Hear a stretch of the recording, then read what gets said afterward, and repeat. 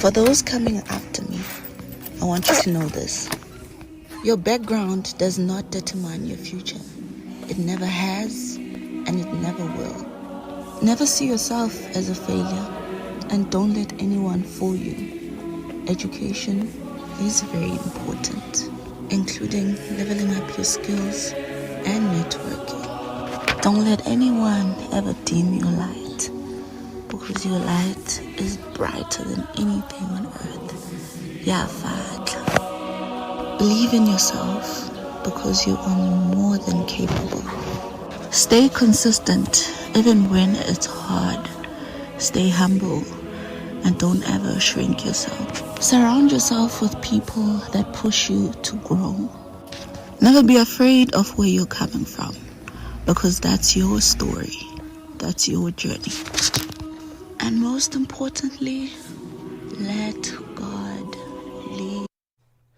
I love that. That is the voice of Shamein Sabeka, who's going to be part of our Becoming feature today, right here on the Move. Quite inspiring, that voice. And if you wonder why we played it, Shamein is a social media influencer of a different kind. And usually, when we go on social media, people spotlight the best parts of themselves, the best parts of their lives, but never ever some of the things that they never feel that they've reached a certain point to yet. So perhaps not the most aesthetically pleasing life, but it's still on there. Perhaps not the life that you aspire to have, but it's still on there. And Shamein does exactly that. Through her lens, we see the quiet strength behind everyday survival, the raw honesty of living through hardship, and the courage it takes to share it with the world. Shamein, thank you so much for joining us on The Move this morning. Good morning.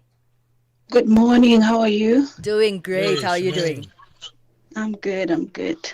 You know, social media has been around for quite some time now, and I think it's really True. evolved from what it was when it began. When it started, we were all just excited to be speaking to people from all around the world and sharing the experiences of our lives. But of course, through the different social media mediums, that started changing. It started becoming more visual, more aesthetically pleasing, and more people became afraid to post anything on social media because they didn't feel like it fit the aesthetic of where everyone else's life was. But that has changed over the years a little bit, certainly not to an extent that it should. But you said, you know what, this is the life that I'm living and I want to be authentic with it. Tell us a little bit about yourself, Shamein, and why you decided to take on the social media journey.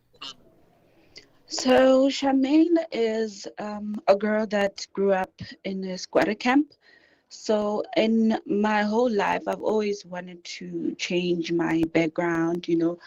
And so I worked so hard that I went to university. And then last year, when I started working, I thought about why not show how many South Africans live, how we struggle to get to work, how we struggle to um, show our authentic selves to the world because of what we see on the internet. So I wanted to show that part of South Africa that no one knows about, or many know about, but they're afraid of showing it to people because it's not aesthetically appealing, like you said, or it's not what people are used to, or it's what people are afraid to showing themselves. So I wanted to be that, to show what how it is to be a Black South African child. Sure. And that is such a brave thing to do because, as you mentioned, some people are afraid of speaking of their authentic experience, especially in the township where most of us come from. What were the things that you were feeling as you were embarking on this? Did you have some form of reservation? Yeah, I did have some form of reservation. I was even afraid as well of showing who I am. I asked myself so many questions. Am I doing the right thing? Am I right for doing this? It just came with so much. Mhm. But when I started doing it, it felt right.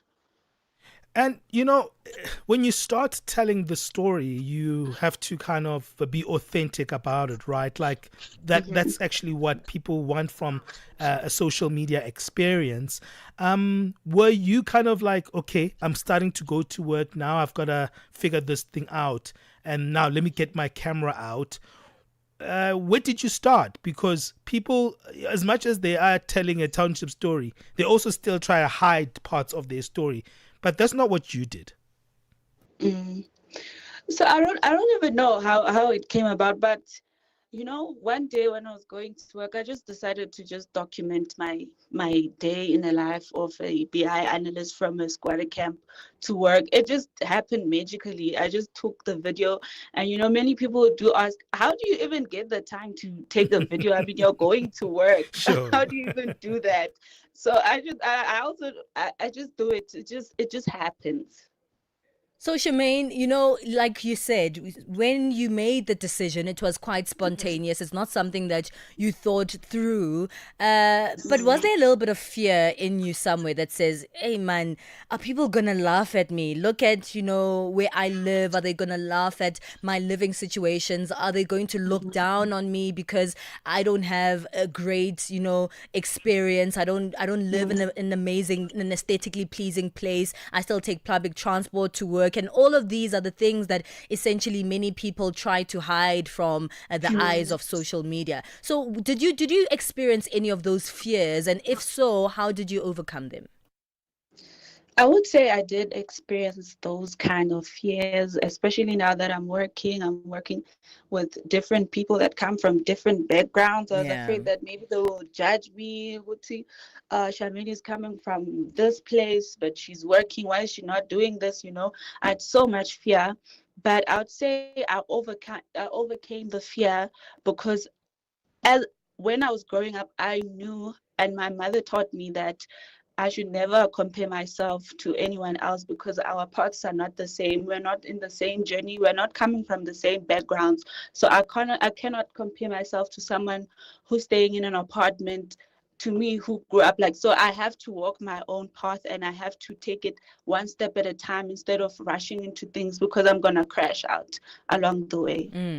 And of course, like I said, you like you said, in fact, you just started doing it, and then it's the posting. There's one thing, it's two different things to take a video, and it's another thing altogether to have the courage to post it. Because trust me, even people who think that they fit the aesthetic of social media platforms might be too afraid to remove that video or that picture from inside their phone to the social media platforms. When you started getting feedback on your video, your first video, your second video, your third video, how did that change your perspective on you, on yourself, but also on social media?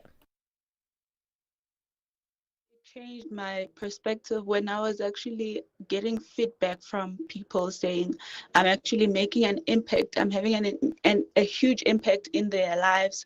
Students that are at university who are always saying people are mocking them because of where they come from. They're afraid of showing who they are to the public. So I would say it made a huge impact knowing that I'm actually having a positive impact in someone else's life, although it is also helping me, but I'm also helping someone else out there. Okay, we'll continue this conversation indeed. And I love that it was kind of, an experience whereby you're like, no, must I do this? To something that's actually made an impact on the lives of other people. Shamein, stay there on the line. We'll continue the conversation after the break. The Morning Switch Weekend with the Shy Guy. The story that takes us to Zambia. There are two men actually that were sentenced to prison for the plot to kill the president with witchcraft. You go like, what? So these guys were arrested actually in Lusaka, and what was found on them was a live chameleon. Can you believe that? Animal tails and bottles of concoction. That law takes us back to 1914. Which is the Witchcraft Act. I can imagine now arrested and they go to jail for the next 2 years. I presume that when you get to jail, they get to ask you actually, what is it that you committed? Now this is the first of its kind, by the way, for somebody to be arrested For such. They in Pemba, whenever they pass. Hey! Chikanga, Uloya, Mulosi. And imagine here I am in these early hours of the mornings. I get to talk about witchcraft. Saturday and Sunday mornings belong to the Morning Switch. 3 to 6 a.m. Central African Time. On the move, weekdays, 9 a.m. to midday. Only on Channel Africa. Hashtag on the move. Hey, most of the time when we are trying to create content for social media, we sometimes have to remove ourselves from our truth and our authenticity and kind of create this reality that we don't actually live, so it can be appealing to the people observing our social media platforms. But you know what? Is this what people want? I don't think so, right? And Shamein Sabeka showed us that by displaying her life as she was starting off a new job, but still living in an informal settlement. And she was showing the struggles, the victories, but also her courage to actually tell her own story. Shamein, as you've done this kind of thing that maybe someone would say it's very simple, it doesn't really matter, it doesn't make a difference. For you, what has happened to you in telling your own story? Because someone might take it for granted, not knowing that there is sometimes a shame for some of us who come from those township environments of not telling our true stories. I would say in me telling my story, I've actually found people that relate to my story.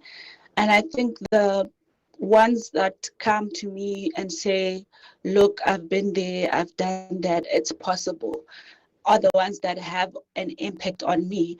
So yeah, like it has really changed my life like that I know I'm not alone, and I know that, you know, it might not be easy, but it's possible. And has it given you a new appreciation of where you actually come from? Because I think we at times don't even know the treasures that lie in where we come from. For example, I'm from Tembisa, raised by a single mother and a grandmother. You know, I go home all the time, and that's where I actually reboot. That's where I get my strength from whenever I go visit my mom at my grandmother's house, because it's such a place that reminds me of my true self. Did you have the same experience as well? Kind of like saying, you know what, it's not a bad thing to be where I'm from. This is where I'm from. I can't do anything about it. Yeah, I would say that I actually relate to what you're saying. I'm also from Tembisa, and every time when I'm at home, I actually feel safer when I'm at the squatter camp. I always say this to my fans. I always feel safer when I'm at the squatter camp. The people, the love, it's just, you know, it's everything. We might not lack the needs that, or the things that we might need, but the things like love, sharing, you know, it's always there. I always feel at home. It's just amazing that I feel at home when I'm at a squatter camp where people don't think it's even safe. Yeah. You know. You know, Shamein, there is more to us than the things that we portray on social media. And there's more to us than, you know, the circumstances that we find ourselves in the particular time. And that's why this feature is called Becoming, because we're all always, you know, on a journey to somewhere. And even when we reach that journey, there's a new journey ahead of us. And what's that journey for you? What are you desiring to become? I am desiring to become someone that actually helps people from where I am coming from. I have always wanted to go to school, get a degree. I've done that. So now I just want to go back to where I'm coming from, tell a story, help someone out there, and just be someone that someone can rely on, you know. I want to be in stages where I inspire others and just be who I am without having to be afraid of where I'm coming from, who might judge me, and all that. Well, Shamein, thank you for joining us. This has been a fantastic conversation with you, and well done for being that brave and telling your authentic personal story online. I think a lot of people, as you mentioned, have been impacted by that to say, hey man, I am not an outsider. I can also be one who participates in this one. Shamein, where can people find you online? They can find me on Instagram. I'm Shamein Unfiltered. TikTok, it's Shamein Unfiltered, and Facebook, Shamein Unfiltered, as well as YouTube. All right, Shamein, have a good one, man. Thank you for joining us right here, and Thank you. definitely we'll keep following you there on your social media platforms. As an African, is it easy for you to tell your true story, or do you feel like you need to go to some hotel for 2 minutes and just pretend you're having that cocktail and then go back to your township where you don't really tell your true story? We like those videos of places that don't really represent who we are. Or are you saying, hey, this is actually changing?